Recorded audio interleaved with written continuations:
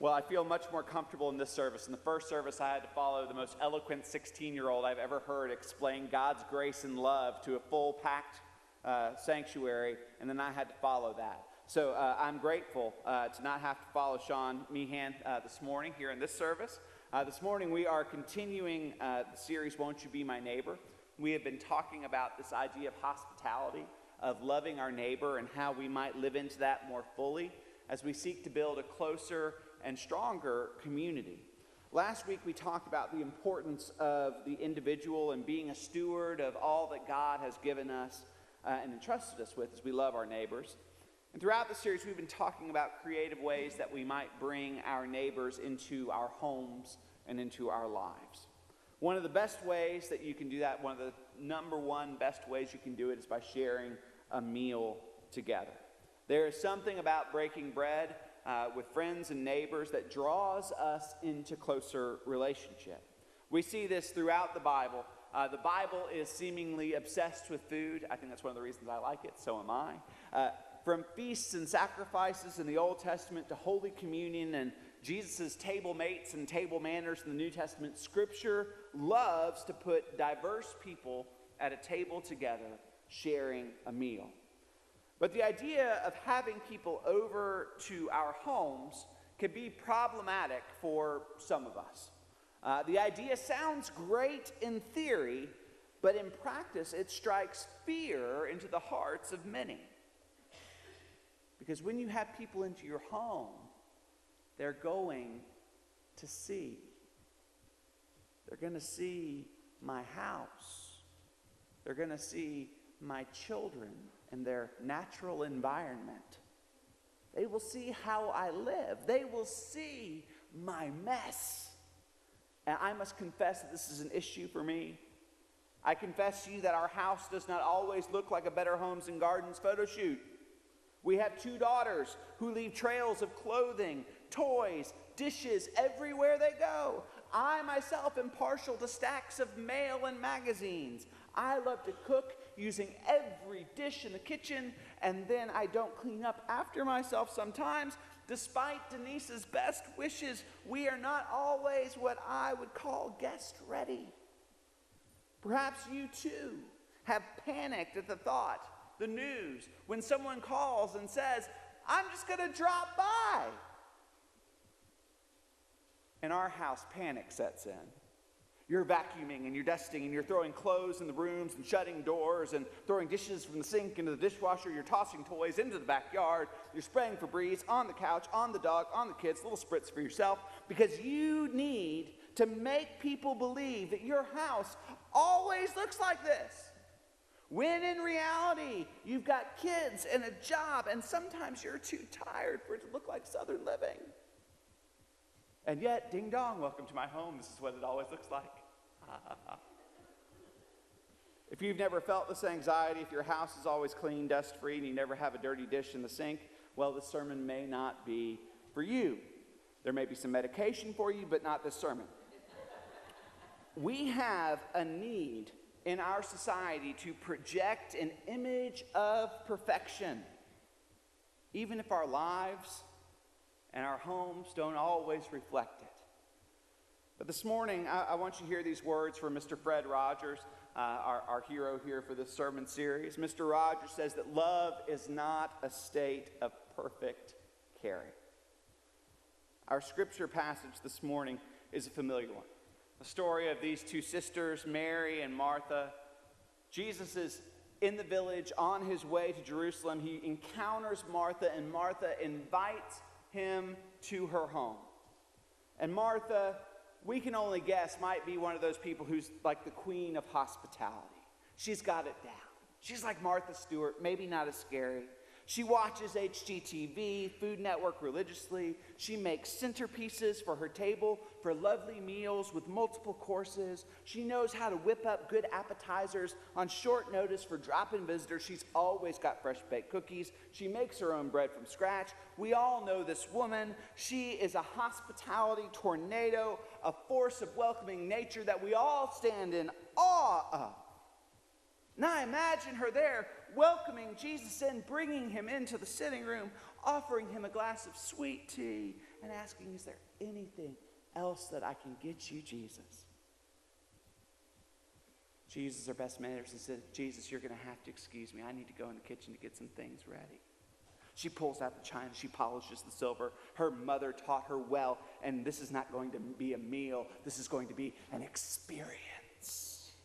Jesus will have so much hospitality, he won't know what to do with it. She prepares courses of food. She's loading dishes into oven. She's doing dishes as she works, cleaning as she goes. She's got so much to do. She starts pulling in her servants. Some of them go get fresh cut flowers in the garden, put them in the space. Who's washing the rolls? Don't let them burn. Has anyone seen the ladle for the gravy boat? You mash the potatoes. You put ice in the glasses. Mary, I need you to get drink orders from the disciples. Mary! Mary, where's Mary? What? She's out there listening to Jesus. Well, how long has she been? The whole time? The whole time we've been in here working, she's been out there.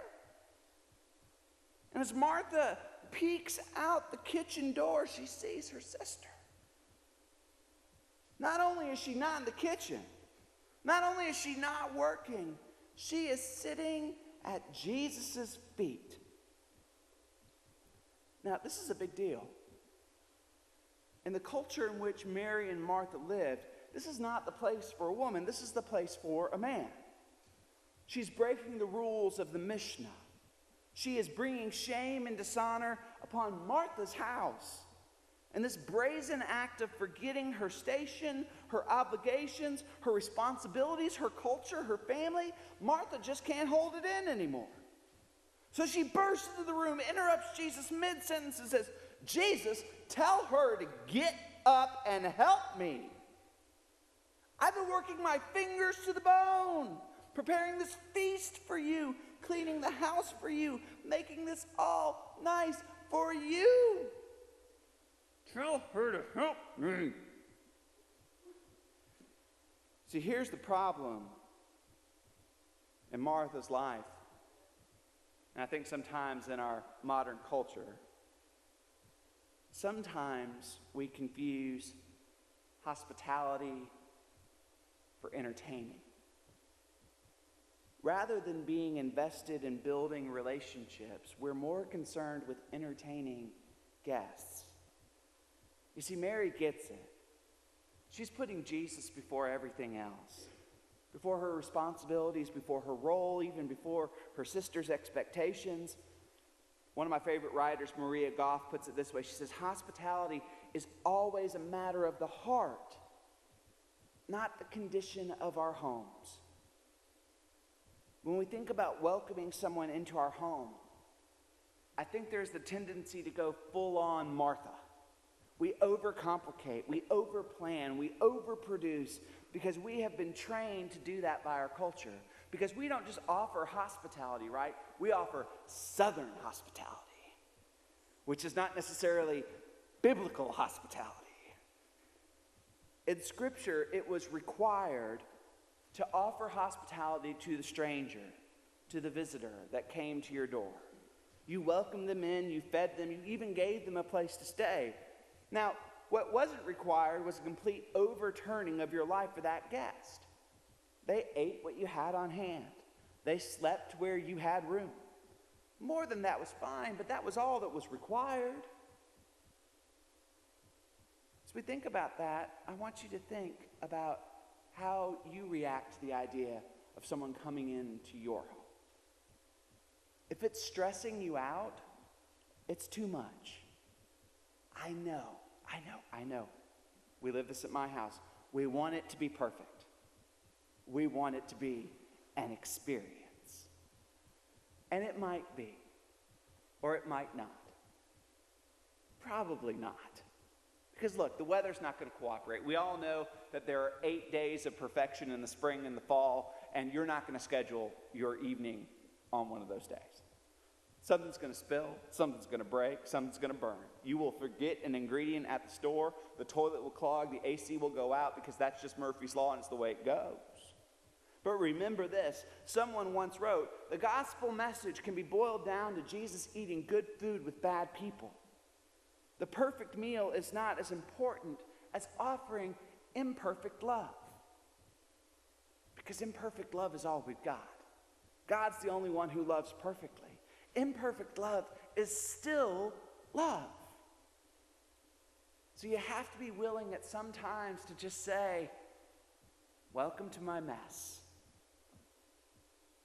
But how do you work through all those reasons not to be hospitable?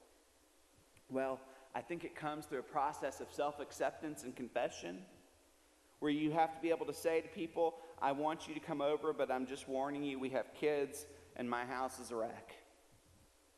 As long as it's not an episode of Hoarders, have you ever walked into someone's house and just gone, nope, and turned? No, we don't do that. No. As long as it's not that bad. And isn't it freeing when you have those friends, those close relationships, the ones that you really love and care about, and you can just say, you know what, whatever, come on in. Welcome to the war zone. I don't know what's happened. Tape the windows. It's a hurricane in here. We're grateful that you're here with us. We have to stop putting conditions on when you're finally going to invite someone into your life and into your home. Because these things snowball. Because when you start asking the questions, they never end. Because you start thinking, well, what will the kids eat? What will we eat? Do we have enough chairs? Do we have enough plates, napkins, silverware, seats, napkins, placemats? What if they're allergic to dogs? What if they have dietary restrictions? The list goes on and on and on and on. And the more you pile those things on, the less likely you are to actually decide that you're going to have people over. Because you will always have reasons not to invite people in. So I want to encourage you to ask yourself, what can I reasonably do to love my neighbors more? What can I reasonably do to invite people into my life? Then after that, you ask yourself, it makes me feel anxious. Well, don't do that. What feels like too much? Well, don't do that either. What feels like too many people? Well, invite less. What seems like something that you could reasonably, feasibly do? Do that. What I want you to know is that there is a time for extravagance in our lives. There's a time for it. Ask our youth who are here this weekend. The number of adults and high school youth and leaders that poured hours and time and blood and sweat and tears into making Discovery Weekend a meaningful time for our youth, that was extravagant. Now, if you ask all those same people, do you want to do it again next weekend? They will say no. No. Because it's not sustainable to do extravagance all the time. You can't do it. You can't keep it up. We do what we can. Don't let extravagance stand in the way of loving your neighbor. Because what I want you to know, more than anything, is that relationships are more important than anything.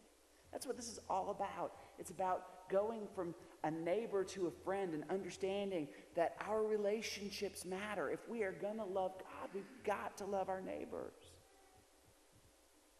And we have to take steps. We have to jump in and say, I'm going to be willing to do something that makes me a little bit uncomfortable so that I can truly say, I did what I could to love my neighbor, to show them that I care, to show them that they're welcome and invited into my life, into my world, into who I am. And the hope is that they might just open up in the same way too. I want to invite you now to pray with me.